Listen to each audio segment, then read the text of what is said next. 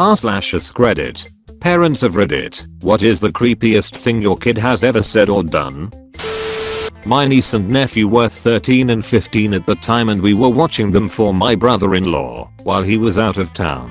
At about 3 AM I get shaken and awake to two visibly upset teens who start sobbing about a dead woman trying to get in my niece's bedroom window. This jolts my husband out of bed in a hurry. He grabs his handgun and tells me to stay with the kids. They live in a mobile home that sits on risers, so this window is roughly 9 feet at its base.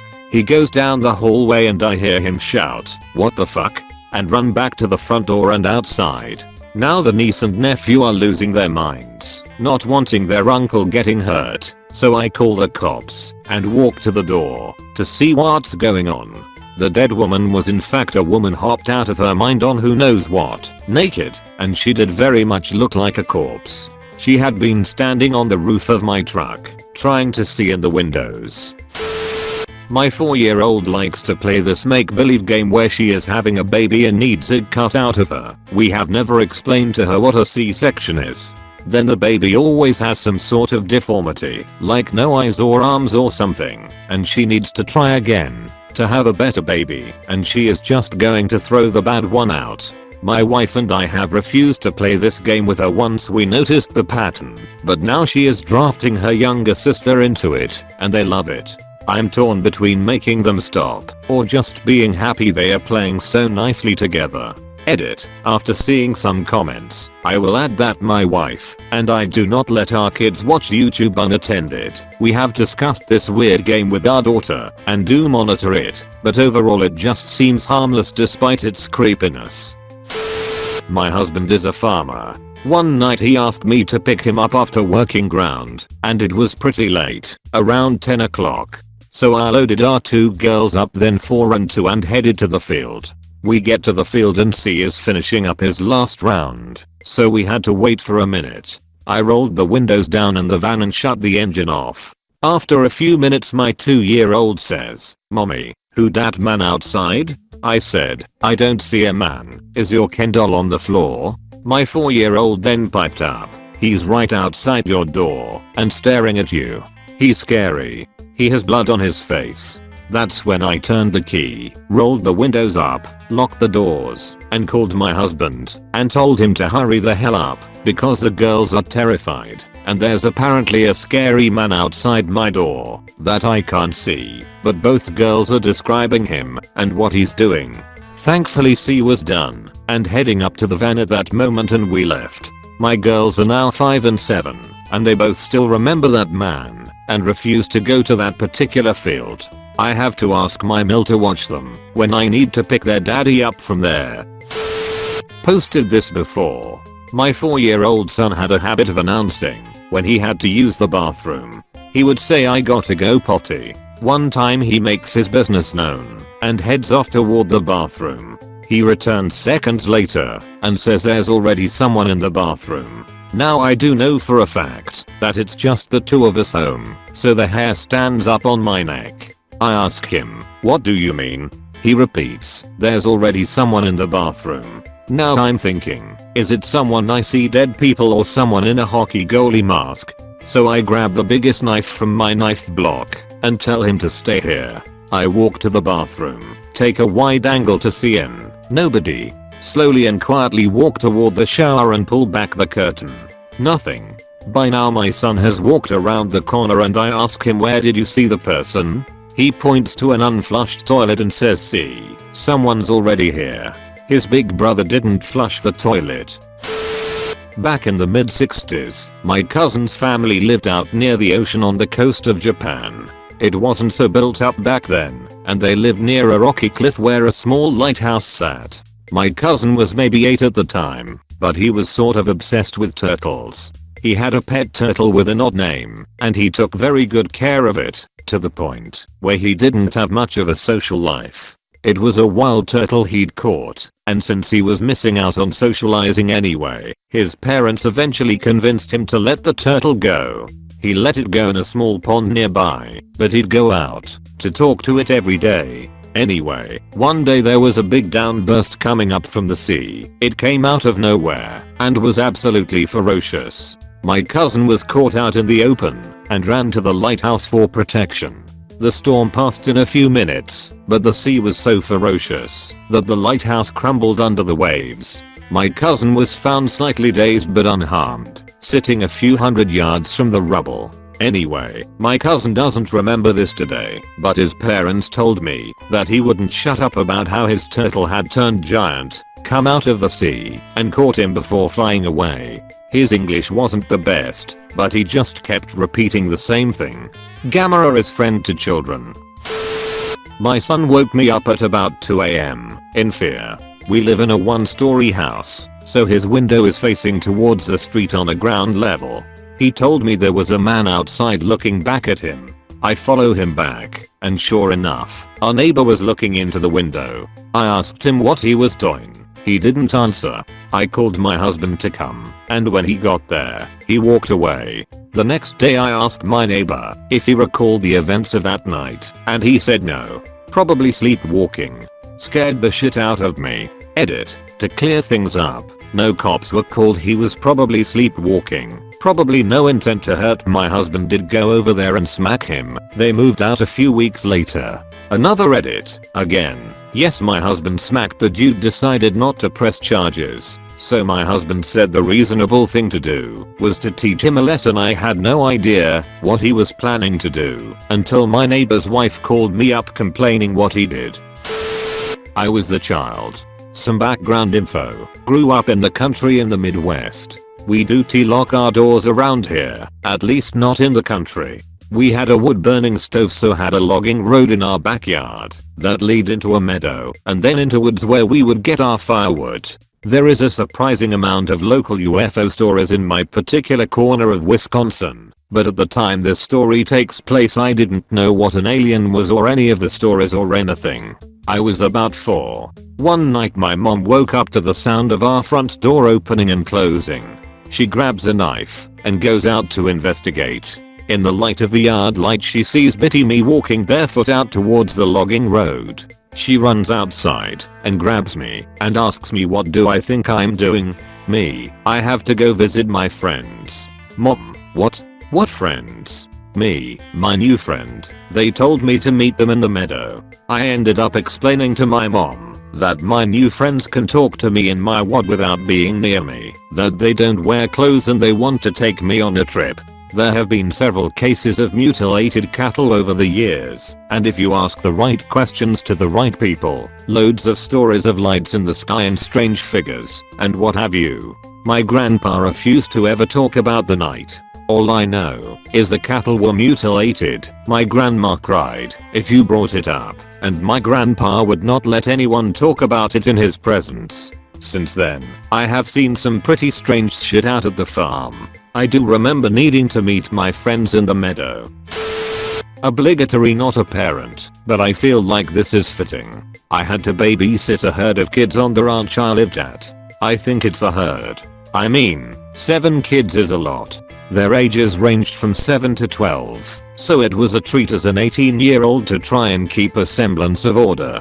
Thankfully half of them weren't allowed to watch TV normally, so I turned on SpongeBob and let them zone out in watching it. By the by, that's creepy enough in its own right to me. Anyway, before I get to the creepy part, one need to explain the layout of the house. It's very long house. If you were looking straight at its center, it had a fenced-in courtyard with a huge living room bordering it. This living room had floor-to-ceiling glass both sides, so you could see through the backyard, which was a casually sloping grass lawn. On the left side was the kitchen, garage, a huge dining room, and a bathroom for the pool goers. Note, the living room and kitchen side of things are level with the ground. The bedrooms are all on the right side. There are 4, with about 7 beds between them, another bathroom, and all the windows are elevated. The windows basically start midway up the wall. There is also another restroom tucked in the hallway. There's no way to exit from the bedrooms, but if there were you would need stairs or a ramp, as on that side the ground drops a good 5 to 6 foot minimum. Well, all the adults are out exploring the ranch. TBH, I suspect the father of half the kids more wanted to go have kinky forest fun times with his new GF, and I'm stuck with the herd.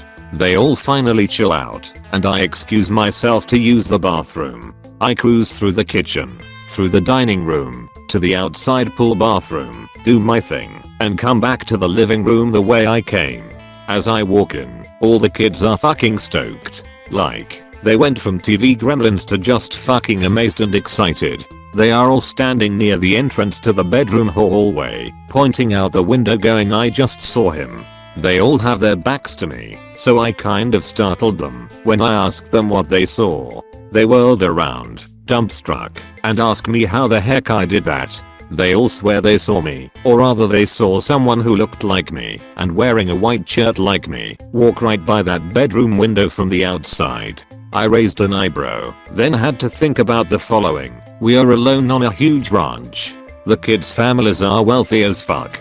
There is a potential of either a poacher, a drug grower, or a random person of questionable means having found this house. I tell the kids to lock themselves in the closest bedroom and not to come out until I say so. I pop open the gun locker and grab the closest shotgun. Ranch rules for the win. We use them for snakes that are in hard to get to places, and I dart out the front to cut off whoever the heck is walking around the house. Well, no one is there. Driveway is empty, no tracks in the dirt beyond car tracks.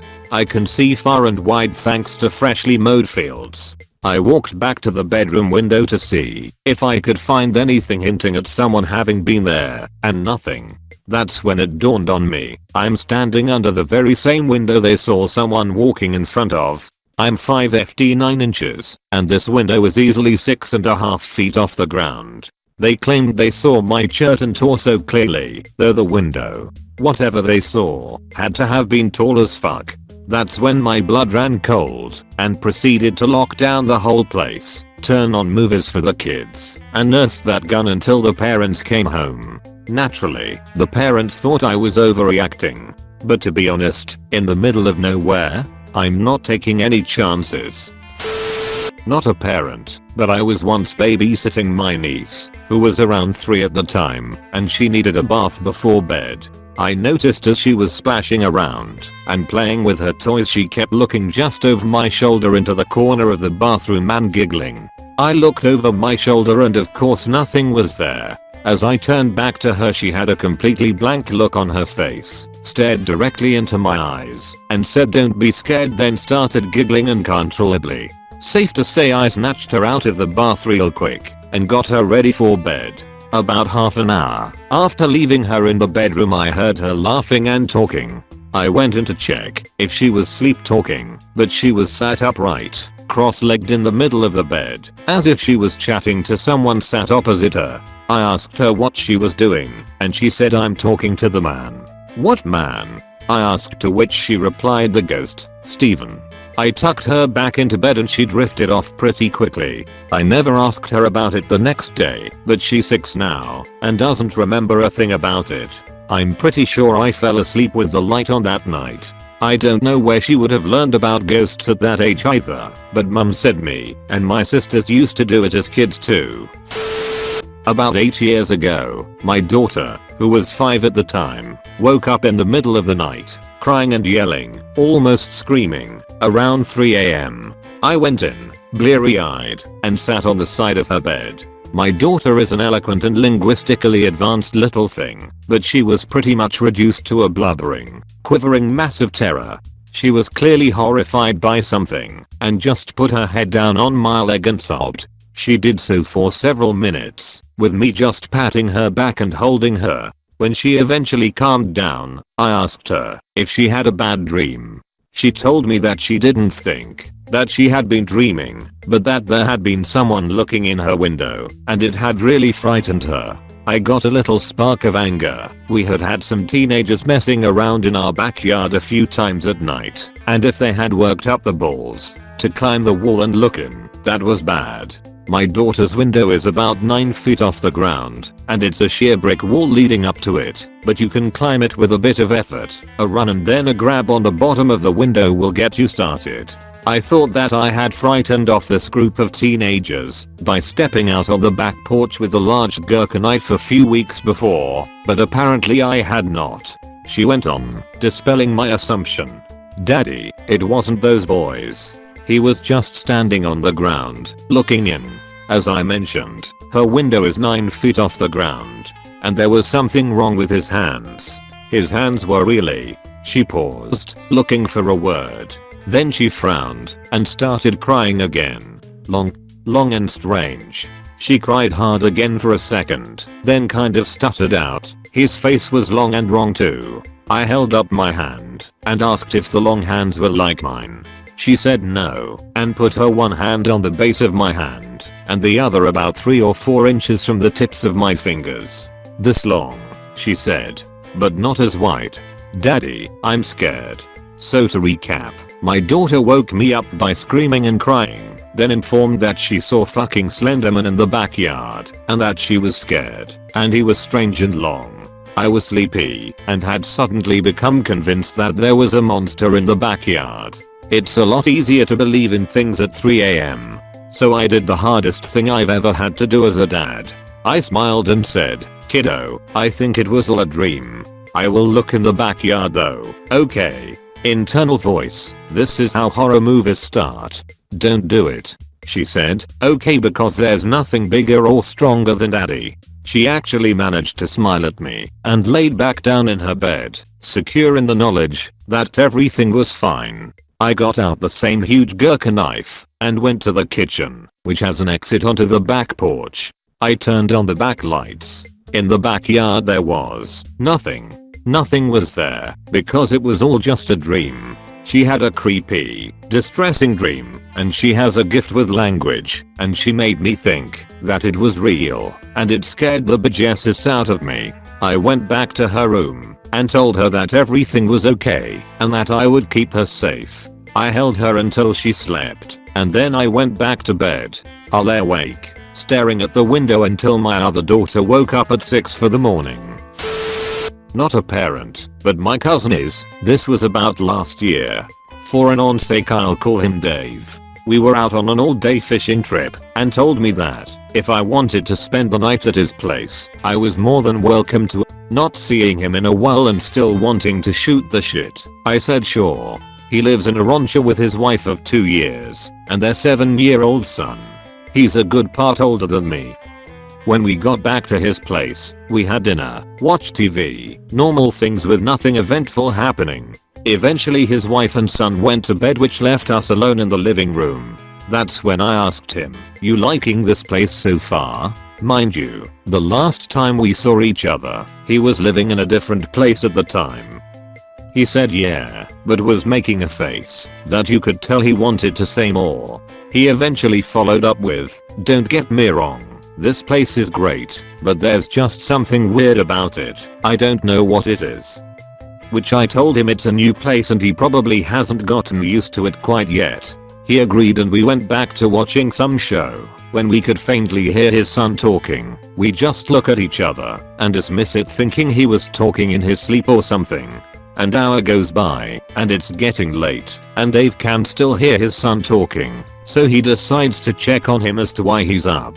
He enters his son's room with a "Hey buddy, why are you?" This is followed up by him shuffling to pick up his son and carry him out, slamming on the door and waking his wife and sending us all out of the house. I'm obviously freaked. Dave is freaked. His wife, Jen, is groggy and confused, but their son is just poker face about the whole situation. No reaction. As soon as I know we are all out on the sidewalk in front of his house, when he asks me to call the police, I oblige, not even thinking if it was a prank. And wait, I ask him, "What happened, man?"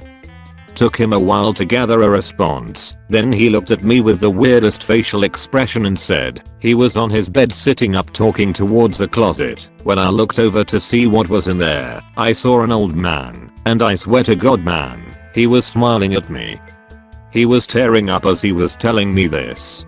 Police arrive. They check the house. No sign of entry at all. Everything except the front door is locked. When everything was said and done, Dave made everyone sleep out in the living room at night. I went home, and 4 months after that night, they moved. I see him even more, since he ended up moving closer to me. I asked him if he moved because of the man he saw, and he'll just shrug it off. almost like he saw him again. Either way, something happened that night. Now his son plays Fortnite, so you decide what's creepier.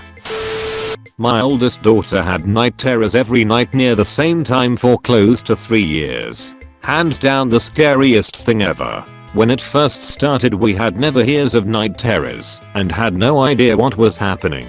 She would appear wide awake, eyes open, would walk around the house, screaming and crying and trying to hide from things only she could see. If we talked to her or asked her questions she would respond, but it was always stuff like there's shadows mommy, don't let them get me, don't let them get me, and start screaming and trying to hide. Sometimes she would suddenly look at us in absolute terror and start screaming and trying to get away. It was always around 1 AM and scary as anything.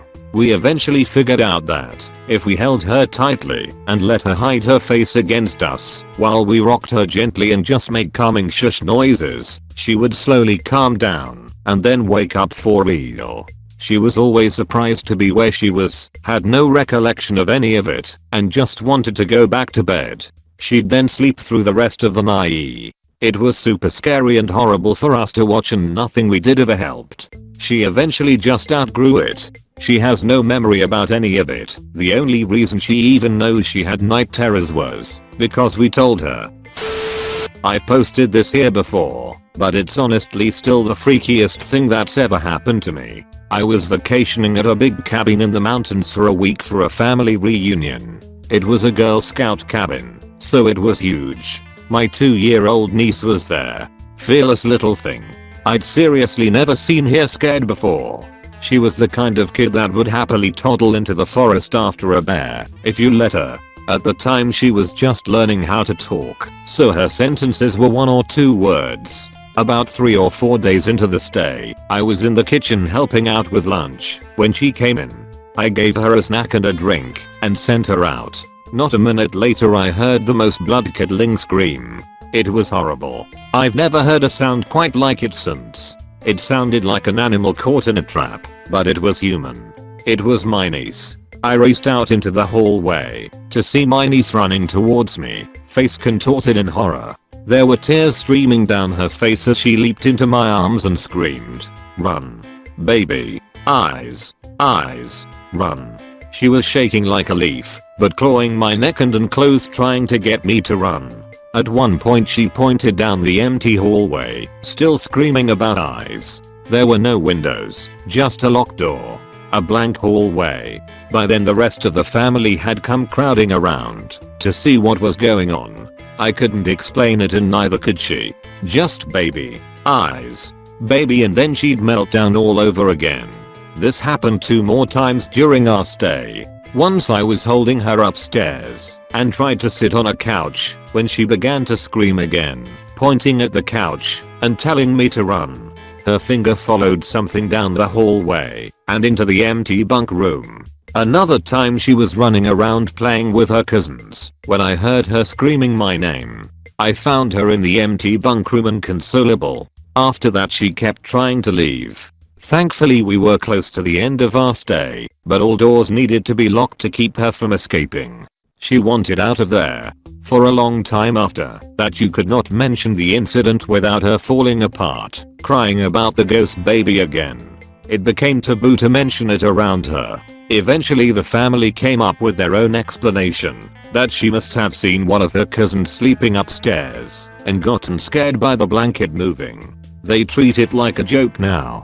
I was the only real witness all 3 times though, and I can tell you that is not what freaked her out. I'm not sure what it was, but it wasn't another child.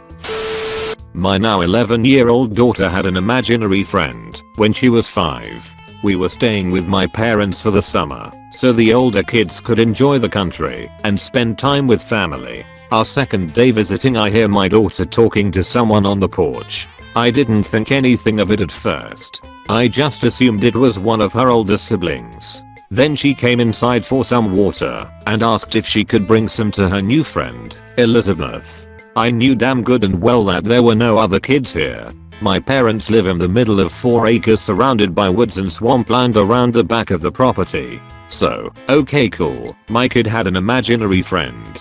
No biggie, if only. Over the next few weeks we are slowly given details about Elizabeth. She has dark hair but some of it is orange looking, like it's dirty from Kool-Aid. She has a bloody and messed up leg, and she limps because she was run over. Not run over by a car cause it didn't have an engine. Elizabeth lives in the woods alone and doesn't sleep. She is darker than me, like she has a really good tan. Seriously, all she talked about was her new friend Elizabeth. I was kind of creeped out, but even my mom thought maybe it was just a crazy imagination. Then right at the month mark my daughter asks my dad if she can have a sleepover with Elizabeth. He laughs and says okay. Luckily my mom and I made it home from the store just in time to watch my 5-year-old walk towards woods with a backpack. I rush out to stop her and remind her of our rules about not going into the woods alone.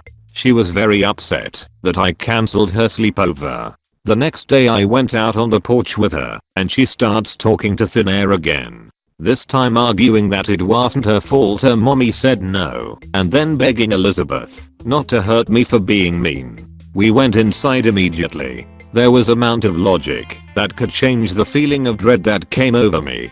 For the duration of our stay I would hear really creepy stuff coming from that side of the woods, and got to the point that I avoided it entirely. I still do. Why? About a year after that the county finally decided to repave my parents' road. It took much longer than expected because they had to tear the road up completely to remove old tree stumps that had never been removed and were causing the potholes. When speaking with the project manager my parents found out that the road was actually the end of the Trail of Tears down here on this end and that 1. That is why the stumps weren't removed, as wagons could easily go around them. 2. Somewhere back here was the site of an ambush that resulted in the deaths of several children and adults when they were crushed by rushing wagons.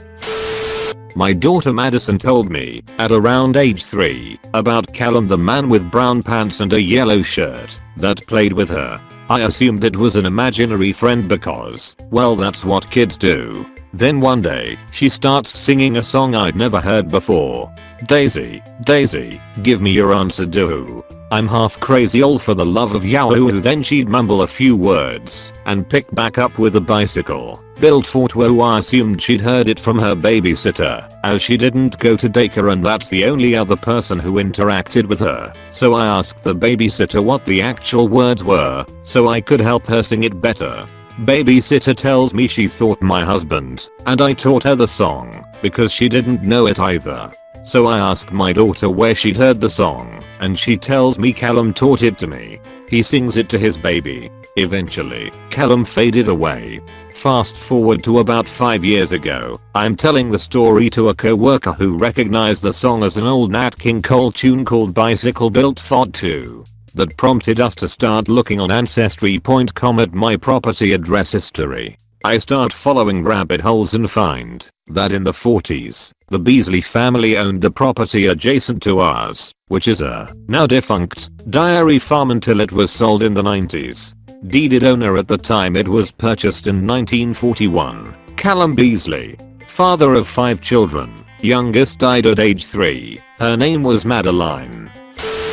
This happened when I first met my wife. She had 2 kids before we met. They are mine. They were just born before I met them. That's what I like to say. Wife, a mutual friend and myself were hanging around her house, just bullshitting and watching something on TV. Her youngest, let's call him Rob, started crying. So our friend, call him Steve, says why don't you try fatherhood and see what's up? Sure. Okay. Now, Rob slept with his door closed and lights off. Always was that way. Hated lights when sleeping. So I turn hall light on us to not give his eyes too much strain. When I walk into his room, the creepy ass little demon child was sitting cross-legged in the corner staring at the wall. When I opened the door he just gave me a complete dead look over his shoulder. No expression. But I wouldn't have been more creeped out if he was sitting on the ceiling. Well, not to be a little bitch. But I slowly closed the door and walked away. Told future wife what happened. She goes in there, Judah sleeping in his fucking bed. Wasn't 10 seconds that went by after I left his room. My 3-year-old son's room was right off the living room, and, because of a gate, he could only go between his room and the baby-proofed living room at night. Once we moved him into a toddler bed, he'd go out and play in the living room, in total darkness, sometimes.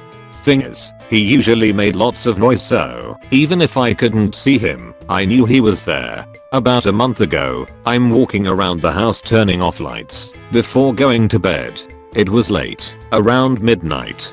From the gate, I look into the living room to see if my son's door was closed. It wasn't, but it was dead quiet. So I figured he had just gotten up for a little and gone to bed without closing it. As I pass through the gate, I hear, from behind, "Hello, Daddy." No inflection. I turn around, and I can't see him. I stare at the couch, which was under a window, but nothing is there. Then his head pops up, backlight by the window, and he says "Hello, Daddy" again. I actually jumped. Kid has great timing. I've told this story before. My eldest was about 10, and had always been obsessed with red-orange hair. Like clown carrot absurd, that poor ginger tone of red hair. Since she has olive skin, it would look horrendous on her, and she always got upset that I wouldn't let her dye it. She also has these really gorgeous liquid gold yellow brown eyes. Not like mine, muddy green brown, or her dad's, basically silver gray. One day she tells me about his being picked on at school, as sometimes happens. Never bothered her at all, because she just think in her head, what do they know anyway? I was Queen Elizabeth and they're all just nobody at all. Told me this super casual, like it was the most basic and easy to believe fact of life. I just kind of stared at her and asked, "Which Queen Elizabeth?" She said I had red hair.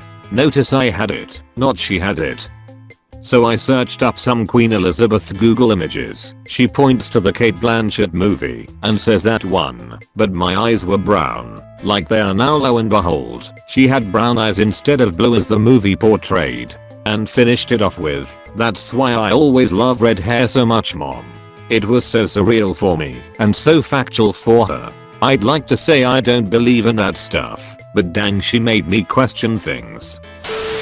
Around Christmas this past year, I was at work while my wife was home with our 4-year-old daughter. They were watching TV and she goes to my wife, "I like Daddy much more than my old daddy." My wife asks her what she means. She starts talking about her past mommy and daddy. She gave names of both of them, explained how she was an only child, how both of them died in the hospital of being sick. She even gave an address where they lived. When we googled it, the only hint was some place in a remote area of Europe.